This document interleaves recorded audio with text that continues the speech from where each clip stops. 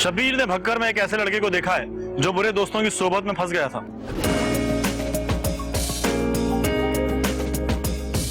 हमजा ने hockey practice के दौरान डी में पहुंचकर आखिरी हिट लगाई और फिर हॉकी कंधे पर रखकर ग्राउंड से बाहर आ गया और एक जगह बैठकर सस्ताने लगा जहां उसका एक दोस्त जीशान उसका इंतजार कर रहा था। अबे यार कितना खेलेगा, 1 घंटा हो गया पूरा। 1 घंटे की प्रैक्टिस थी यार, कुछ पाने के लिए कुछ होना तो पड़ता है। स्टार बनेगा एक दिन तुम्हारा भाई। और बता तू कब आया? बहुत देर हो गई, देख रहा था तू खेलता कैसा है। चल जूस पीने चले, उठा मेरा बैग। क्यों, तेरे हाथों में जान नहीं है? ला दे, बाइक पर रख दूंगा। अबे हाँ, तेरी फटफटी है ना। बेटा फटफटी नहीं, हाया दूंगा है। चल आजा। चल। जीशान हमजा को मोटरसाइकिल पर बिठाकर एक जूस कॉर्नर पर ले गया जहां वो दोनों काफी देर तक गपशप करते रहे। तुझे दोस्त से मिलवाऊंगा, अमान भाई नाम है उनका। जबरदस्त बंदा है यार वो, है तो हमसे बड़ा लेकिन यार आउट क्लास बंदा है वो, आउट क्लास। अच्छा क्या करते हैं वो? यार कभी पूछा तो नहीं, लेकिन एक बात बताऊं, हैरान होता हूँ मैं, लड़कियां पटाने में मास्टर है वो बंदा। अच्छा यार एक से एक लड़की है उनके पास। आजकल कोई डेरा इस्माइल खान से बाजी टाइप आई है, मुझे मिलवाया था उनसे। ओ बस कर, मुझे क्यों फंसा रहे हैं सब चक्करों में? मेरा क्या ताल्लुक है सबसे? बहुत कुछ करना है मैंने अपनी जिंदगी में। नहीं यार मैं क्या बोल रहा हूँ, तू क्या समझ रहा है? मैं बोलता हूँ मिलते हैं ना, मजा आएगा। अच्छा चल लूंगा भाई, चल अभी तो घर चल, मुझे घर छोड़ दे। चल चल चल। हमजा की उम्र 21 बरस थी। भक्कर का रिहायशी था, हॉकी में नाम कमाना चाहता था, पक्की नौकरी के लिए कोशिश कर रहा था और आर्जी तौर पर उसने एक शुगर मिल में मुलाजमत कर रखी थी। शाम को किसी कॉलेज में डिप्लोमा भी कर रहा था। वहीं उसकी जीशान से दोस्ती हुई थी और अब जीशान उसे अपने एक दोस्त अमान से मिलवाना चाहता था।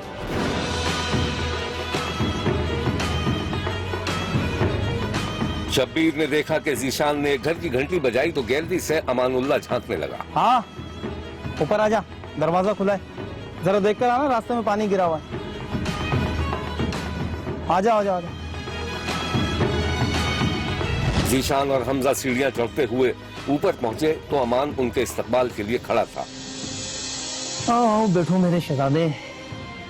ये यंगमैन कौन है? ये मेरा दोस्त है हमजा, क्लास फेलो। अच्छा अच्छा, मैं हमजा, ये है हमारा छोटा सा गरीब खाना, अपना घर समझ के बैठो आराम से। अमान जीशान और हमजा को लेकर अंदर दाखिल हुआ तो एक पुख्ता उम्र की खुशशक्ल औरत अपना पल्लू दुरुस्त करते हुए सोफे से उठ खड़ी हुई। हमीदा, जीशान को तो जानती हो तुम, ये जीशान का दोस्त है।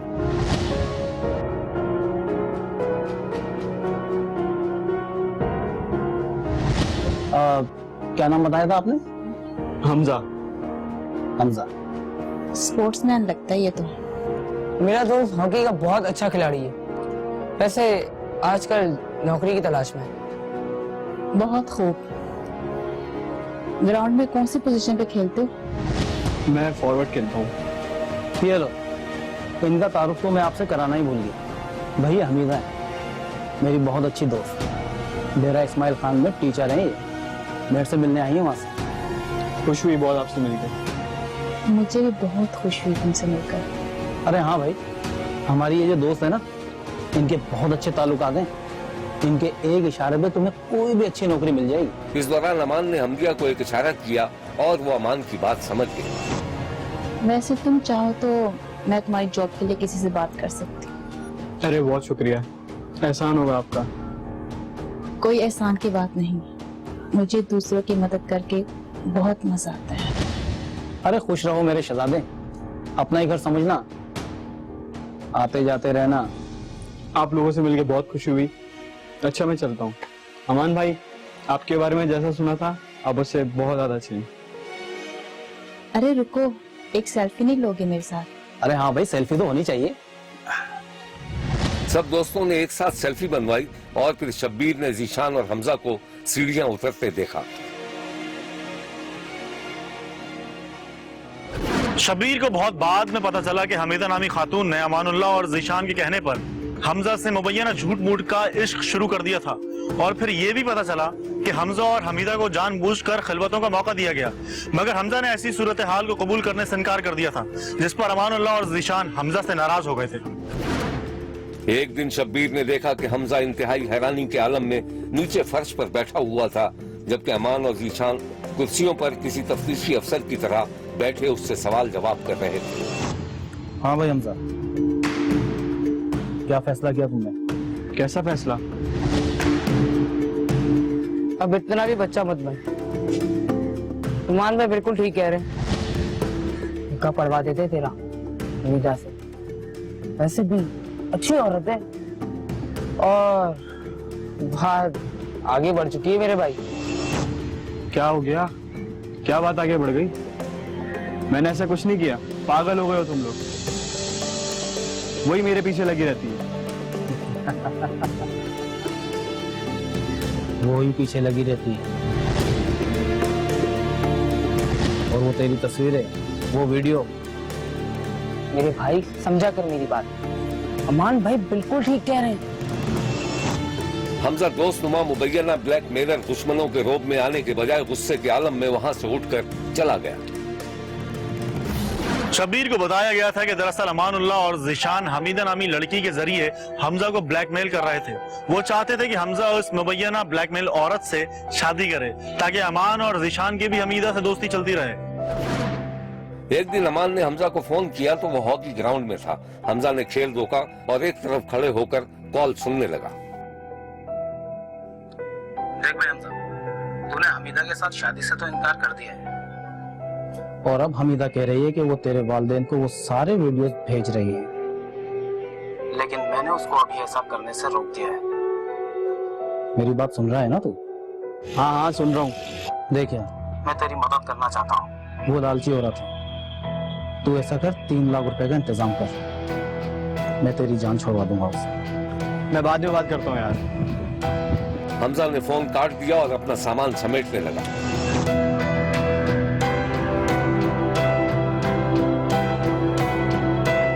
इस कहानी की मजीद तफसीलात हम आपको दिखाएंगे, लेकिन एक ब्रेक के बाद। कहीं जाइएगा मत, क्योंकि कोई देखे ना देखे, शब्बीर तो देखेगा। हमजा एक अच्छे घराने का पढ़ने लिखने वाला नौउम्र लड़का था। उसको सिर्फ खिलाड़ी बनने का शौक था, मगर तकदीर ने उसे बुरे दोस्तों की सोबत में फंसा दिया था और अब वो इस सूरत हाल से निकलना चाहता था। हमजा ने ब्लैकमेल होने के बजाय अमान, हमीदा और ज़ीशान की थाने में शिकायत कर दी थी और जब अमान, ज़ीशान और हमीदा को एहसास हुआ कि उनकी ब्लैकमेलिंग का राज फाश हो जाएगा तो तीनों मुबैना तौर पर हमजा की जान के दुश्मन बन गए। एक दिन हमजा के भाई को अमान ने फोन करके बताया कि उसका भाई सड़क पर बेहोश पड़ा था और वो उसे अस्पताल लेकर जा रहे थे। हमजा का भाई ये खबर सुनते ही परेशान हो गया और तेजी से घर से बाहर निकल आया। हमजा के भाई ने शब्बीर को बताया था कि जब वो अस्पताल पहुंचा तो उसके भाई की हालत तशवीशनाक थी। डॉक्टरों के कहने पर उसे मुल्तान के एक अस्पताल ले जाया जा रहा था कि रास्ते में ही 21 साल हमजा ने दम तोड़ दिया। असल किस्सा क्या था ये आप हमजा के भाई की ज़बानी खुद ही सुन लीजिए। जी, हमजा मेरा छोटा भाई है। मैं उसको बड़े अच्छे तरीके से जानता हूँ। वो हॉकी का खिलाड़ी था। कुछ क्रिमिनल रिकॉर्ड याफ्ता लोगों ने उसको इंतहाई बेरहमी के साथ कत्ल किया। तो उसके कोई 2-3 जो साथी हैं, एक उनमें से एक साथी वो है जो उसके साथ काम करता है फैक्ट्री में, अमानुल्लाह लाशारी उसका नाम है, और एक ज़ीशान शाह जो उससे आज से 1 साल पहले उसके साथ जो है वो कॉलेज में, एक टेक्निकल कॉलेज में किसी कोर्स के हवाले से एक साथ ये लोग पढ़ते रहे हैं। तो एक लड़की की वजह से उन तीनों ने मिलके मेरे भाई को रास्ते से हटाया। लड़की एक गैंग के तौर पे काम करती है। ये कुछ लोगों के साथ ताल्लुकात बनाकर दूसरे लोगों को उनसे रकम ऐंठना, उनको उससे नाजायज़ फ़ायदा, ख़ास तौर पे कम उम्र बच्चों के साथ ताल्लुकात रखती थी ये जो खातून है। उस मेरे भाई के साथ इंतहाई अज़ियतनाक उसको तकलीफ़ दे मौत से उसको दो चार किया। उन्होंने उसको धोखे से जहर पिलाया और मेरी हमदर्दी हासिल करने के लिए उसको अस्पताल ले जाकर अस्पताल में डॉक्टर से झूठ बोला कि ये जो मरीज़ है ये बेहोश होकर गर्मी से गिर गया है। डॉक्टर की भी लापरवाही की वजह से डॉक्टर ने भी मुकम्मल तस्दीक नहीं की, डॉक्टर ने भी उसका इलाज अपने उन्हीं के बताए हुए जो कातिल थे उन्हीं के बताए हुए उस पर करते रहे, जिसका असर ये हुआ कि कुछ ही देर में मेरे भाई, जब मैं हॉस्पिटल पहुंचा तो मेरे भाई की हालत इंतहाई तशवीशनाक थी और वो ज़्यादा देर तक जाँबर नहीं हो सका। डॉक्टरों के कहने के मुताबिक मैंने उसको मुल्तान रेफ़र करने की पूरी कोशिश की, बगैर किसी वक्त को ज़ाया किए मैं उसको एम्बुलेंस में मुल्तान लेके जा रहा था, लेकिन वो चौकाज़म से ज़्यादा आगे उसकी सांसें ना चल सकी। चौकाज़म पहुंचकर मेरे भाई ने दम तोड़ दिया, मैं जिसकी तस्दीक चौकाज़म THQ हॉस्पिटल के डॉक्टर्स ने भी की। हमजा की मां को अपने बेटे के मुबैना कत्ल की खबर मिली तो उसके ज़ब्त का बंधन टूट गया। मैं चाहती हूँ कि मुझे इंसाफ मिले, मेरे बच्चों के खून ज़ाया ना जाए। मेरे बच्चे के साथ बहुत जुल्म किया उन्होंने, बहुत जुल्म किया, तीनों ने किया है, इसने भी, शानी ने भी किया और हमदिया ने भी किया और इसने भी, लशानी ने भी किया मेरे बच्चे के साथ जुल्म। मेरा बच्चा बहुत मासूम था, मैं क्या कहूँ, पूरा मोहल्ला गवाही देगा इसकी। मैं शहबाज शरीफ से भी यही कहती हूँ कि मेरे बच्चे के खून का इंसाफ दे मुझे। हमजा के भाई के मुताबिक मुल्जिमान ने अपनी जमानतें करवा ली हैं, जबकि हमजा के भाई का दावा है कि उसने अपने तौर पर CC फुटेज भी पुलिस को दिखाई, मगर पुलिस मुबैना कातिलों के साथ हमदर्दी कर रही है। ये है वो CC फुटेज।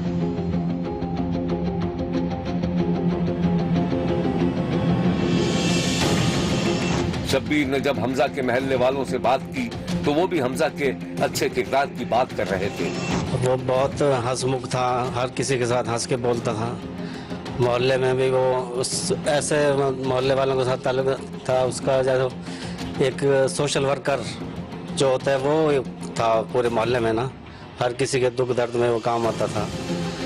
तो उसकी जो मौत है उसका मुझे बहुत अफसोस है। उसके जो कातिल हैं मैं चाहता हूं कि उनको सजा मिलनी चाहिए। शब्बीर ने 21 साला होनहार खिलाड़ी और तालिब इल्म के मुबैना कत्ल की मजम्मत करते हुए कातिलों को सख्त से सख्त सजा देने का मुतालबा किया है। देखते रहिए, क्योंकि कोई देखे न देखे शब्बीर को देखेगा। शब्बीर ने भावल नगर में 2 ऐसी कम उम्र लड़कियों को देखा है जिन्हें तालीम हासिल करने का शौक था, लेकिन उनके घर वाले कम उम्र में ही इनकी शादी करना चाहते थे। फिर क्या हुआ, आगे देखते हैं। शब्बीर ने एक दिन देखा कि मरियम ऊंची तकिया पर सर टिकाए लेट कर किताब पढ़ रही थी। इस दौरान जैसे ही उसकी मां कमरे में दाखिल हुई, मरियम ने बिजली की सी तेजी के साथ खुद को लिहाफ के अंदर छुपा लिया। मां नाक भौं चढ़ाती हुई बेटी के करीब पहुंची और लिहाफ खींच लिया। तू बेवकूफ बना रही है अपनी माँ को। घर का सारा काम पड़ा है और तू बड़ी अभी तक सो रही है, और फिर तूने ये किताब उठा ली। क्या करेगी पढ़ लिख कर? अम्मा क्या परेशानी है, किताब ही तो पढ़ रही हूँ, कोई गलत काम थोड़ी ना कर रही हूँ। पता नहीं तुझे कौन भड़का रहा है, क्या करेगी पढ़ लिख कर? अम्मा अच्छा खासा लाइब्रेरी में स्कूल जाते थे और तुमने उठवा लिया। बिरादरी वाले ताना दे रहे थे, और ना तुम्हारे बाप के पास इतना पैसा है कि तुम लोग पढ़े लिखे हो, और पढ़ लिख के करोगी भी क्या? वही घर का कामकाज करना है।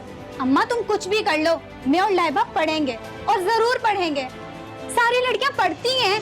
माँ बेटी की गुफ्तगू सुनकर मरियम का बाप भी कमरे में पहुंच गया।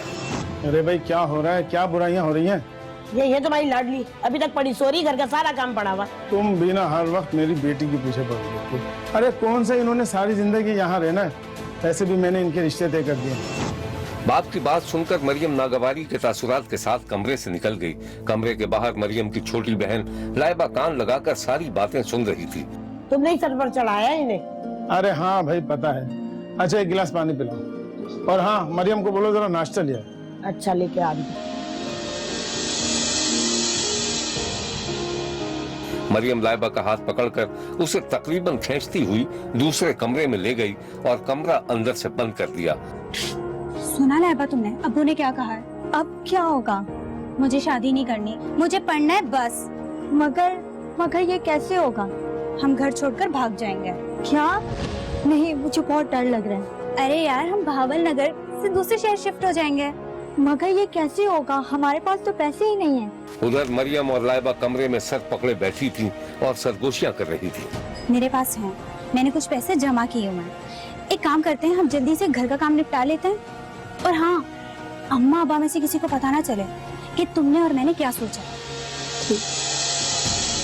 शब्बीर ने देखा कि दोनों बहनें कमरे से निकलकर घर के काम काज में मसरूफ हो गईं। मरियम बाप के लिए नाश्ता ले आई तो बाप ने बेटी के सर पर शफकत से हाथ रख दिया। देखो मरियम की माँ, ऐसी होती हैं बेटियाँ, और तुम हर वक्त मेरी बेटियों के पीछे पड़ी रहती हो। बेटा लाइबा कहाँ है? अब्बा वो आपके कपड़े धो रही है। अरे मेरा बेटा, खुश रहो। लाओ भाई नाश्ता करो।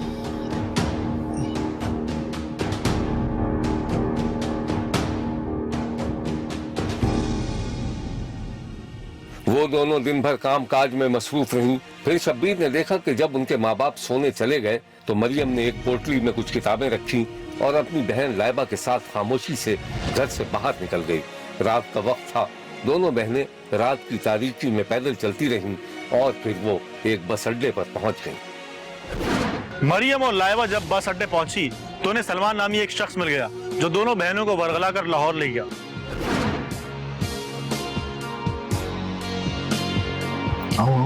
नहीं कह रही। शब्बीर ने देखा कि एक शख्स के साथ दोनों बहनें इंतहाई सहमी सहमी सी एक घर में दाखिल हुई थीं और एक औरत ने बढ़कर उनका इस्तकबाल किया था। दोनों बच्चियों को भावल नगर से लाहौर लाने वाले शख्स ने औरत से उन दोनों बहनों का तारुफ कराया था। अरे सलमान मियां, पान लगाऊं तुम्हारे लिए? अरे आपा जी, मैं आपको जहमत देने आया हूँ। हाँ कहो। अरे आपा, ये जो दो लड़कियां हैं ना, दोनों सबकी बहनें हैं।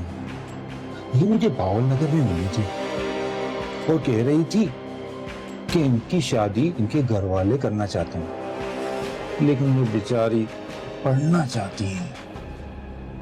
इसीलिए मैं इनको आपके पास ले आया ताकि आप इनको किसी स्कूल में दाखिल करवा के इनको पढ़ा सकें और इनको रख लेंगी ना, आपकी बड़ी मेहरबानी होगी। अरे सलमान मियां, इसमें एहसान की क्या बात है? इधर आओ बच्चे। वाह, क्या खूबसूरत और प्यारी बच्चियां हैं। माशाअल्लाह माशाअल्लाह। अरे बेटा, तुम इस घर को अपना ही घर समझो।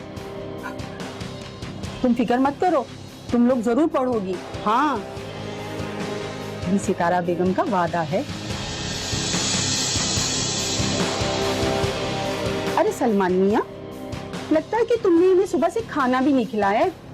देखो तो जरा, कितनी भूखी लग रही हैं।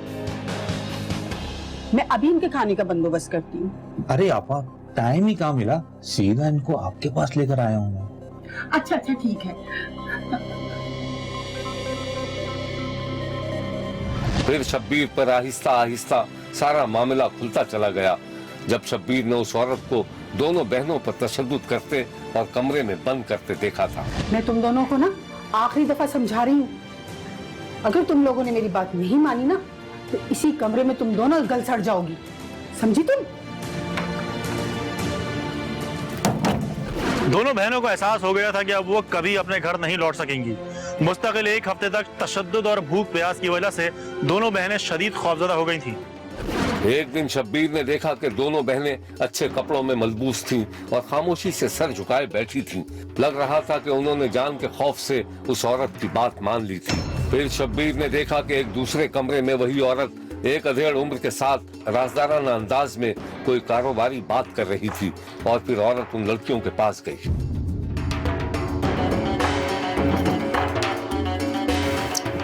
वाह भाई, कितनी अच्छी लग रही हो आज तुम दोनों। अच्छा, आज तुम लोग चली जाओगी। तुम लोग ना बहुत अच्छे हैं। तुम लोग ना कोई बात हो मुझे फोन कर लेना। औरत की ये बात सुनकर दोनों बहनों ने शदीद एहतजाज करना शुरू कर दिया। आपसे कहा है ना कि नहीं जाना हमें, बार बार क्यों कह रही हैं आप हमें? क्यों, हमला थी क्या तुम्हें? हाँ, और से सुन लो मेरी बात, अगर तुम लोगों ने शो किया तो तुम दोनों की लाशें पड़ी होंगी यहाँ, समझ गई? हमें जाने दें आप, खुदा के लिए हमारा पीछा छोड़ दें। लड़कियों और उस औरत के दरमियान बहस मुबाहिसा जारी था कि शब्बीर ने घर के अहाते में कुछ पुलिस एहलकारों को कूदते देखा। औरत तो भनक पड़ी तो वो छुपने के लिए इधर उधर भागने लगी, लेकिन पुलिस उसके सर पर पहुंच चुकी थी। पुलिस ने लाहौर के एक घर में छापा मारकर दोनों बहनों और एक औरत समेत जिस्म फरोशी के मकरू धंधे में मुलव्विस गैंग के 5 कारिंदों को गिरफ्तार कर लिया था। पुलिस जब गिरोह के अरकान को हिरासत में लेकर थाने आई तो जिस्म फरोशी का मजमूम मुबैना अड्डा चलाने वाली औरत खासी ढिठाई का मुजाहरा कर रही थी, जैसे उसका कोई भी कुछ नहीं बिगाड़ सकता।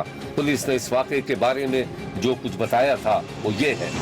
4-5 तारीख का वाक़या है कि राबिया और मरियम बीबी जो कि कम उम्र बच्चियां हैं, जिनकी उम्र तकरीबन 14 साल 13 साल की 2 बहनें हैं सगी, तो हमारे थाना एडमिन के इलाके से वो घरेलू झगड़े की वजह से लारी अड्डे पर चली गई। वहाँ पर एक सलमान नामी शख्स के सलावे में आकर उन दोनों बच्चों को उसने बरगलाया फिसलाया और अपने साथ अगवा कर लाहौर ले गया और वहाँ पर एक बड़ी नायिका नजमा बीबी के हवाले उसको कर दिया, जिसने वहाँ इन बच्चों को मबूस कर दिया। ये 4-5 खवातीन और मर्द हजरात के गिरोह है जो कि बच्चियों को बरगला फिसला कर मुख्तलिफ इलाकों से कलेक्ट करते हैं और या इनका सौदा बना देते हैं, मुल्क से बाहर भिजवा देते हैं या यहीं कहीं मकामी किसी पठान के पास या किसी के पास इनको फरोख्त कर देते हैं और इनको जिस्म फरोशी पर मजबूर करते हैं।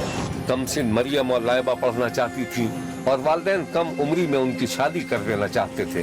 दोनों बहनें लड़ाई झगड़े और नाराजगी के बाद घर से निकली थीं कि पर्दा फरोशों के हत्थे चढ़ गईं।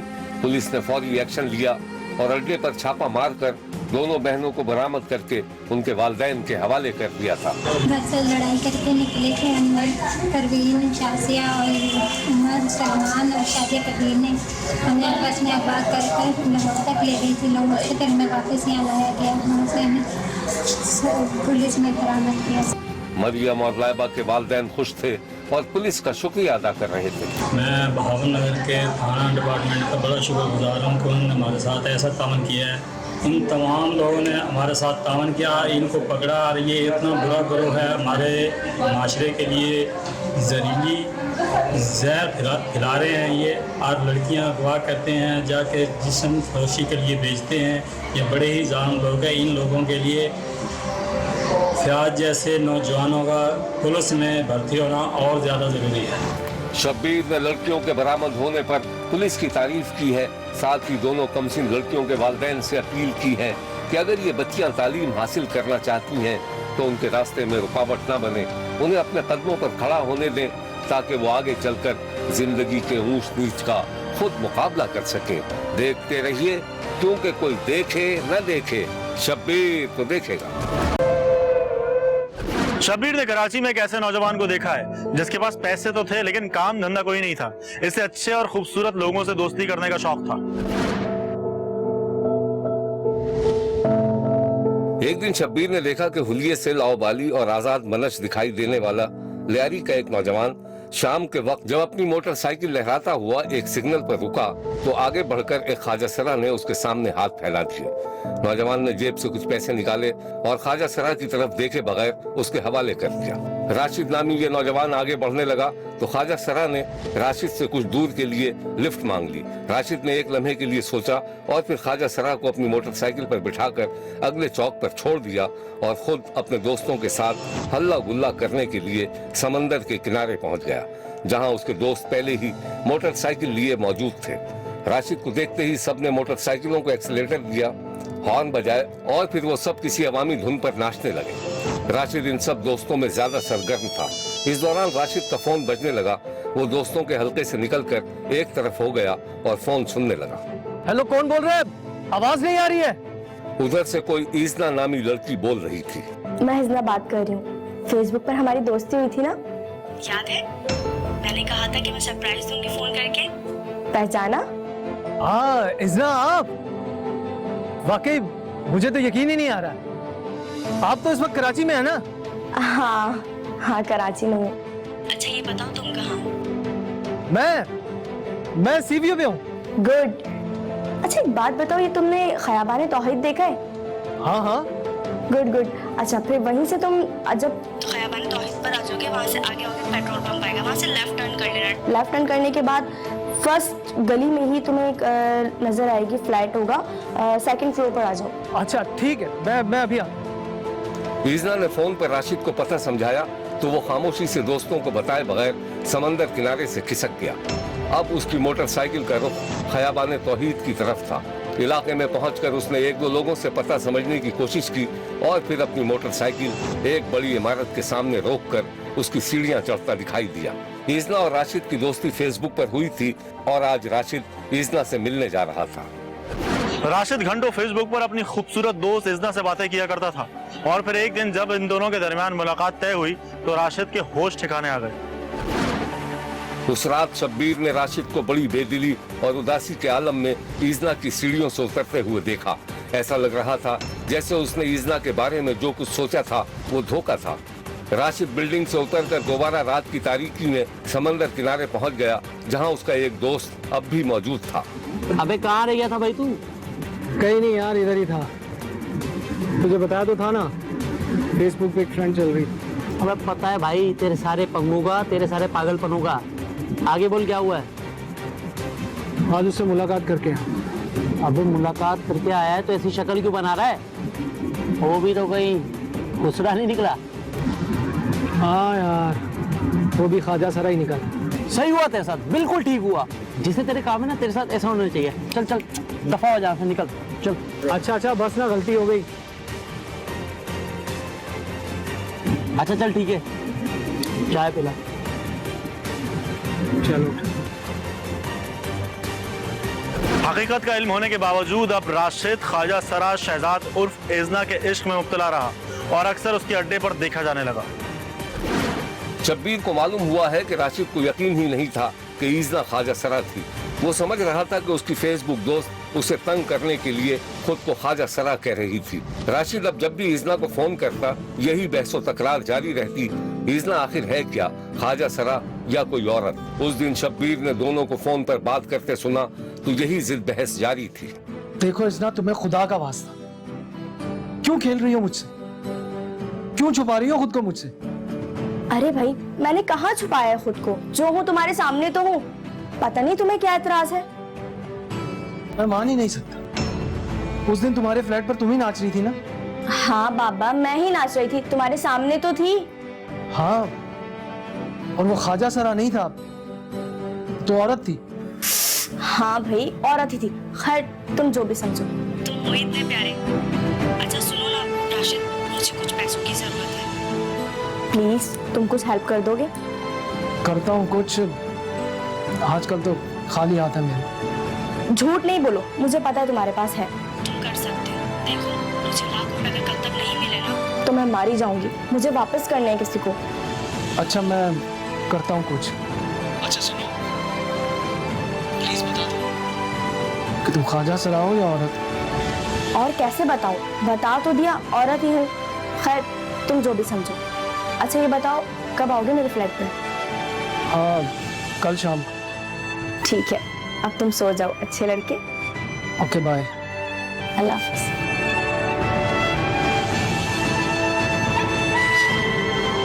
उस दिन शब्बीर ने एक अजीब और गरीब मंजर देखा और वो मंजर ये था कि राशिद इजना के फ्लैट से इस तरह निकलता दिखाई दिया जैसे कोई पीछे से उसका दामन पकड़कर खींच रहा हो और वो गुस्से और एहतजाज के आलम में अपना दामन छुड़ा रहा हो। उस दिन इजना के फ्लैट पर गाने बजाने की महफिल में राशिद का इजना से झगड़ा हो गया था। शब्बीर को जो कुछ पता चला वो कुछ यूं था। गाना बजाना खत्म हुआ तो इजना और उसके साथी ख्वाजा सरा राशिद से रकम का मुतालबा करने लगे, जिस पर राशिद गुस्से में आ गया और उनसे झगड़ा करके बाहर निकल आया।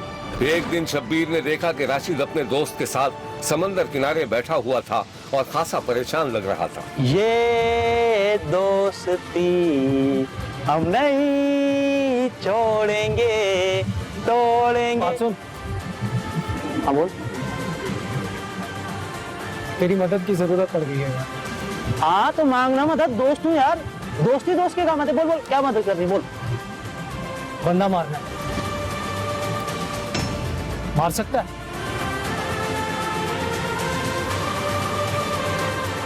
नहीं भाई, पागल वागल हो गया क्या? बंदा मारना है ऐसे ही बस बंदा मार देना है? नहीं भाई, मैं नहीं मार सकता। अच्छा हुआ क्या, ये पता क्या हुआ? क्यों, क्या हो गया? यार वो इजना के साथ मेरी किसी ने वीडियो बना ली, ब्लैकमेल कर रहा है मुझे।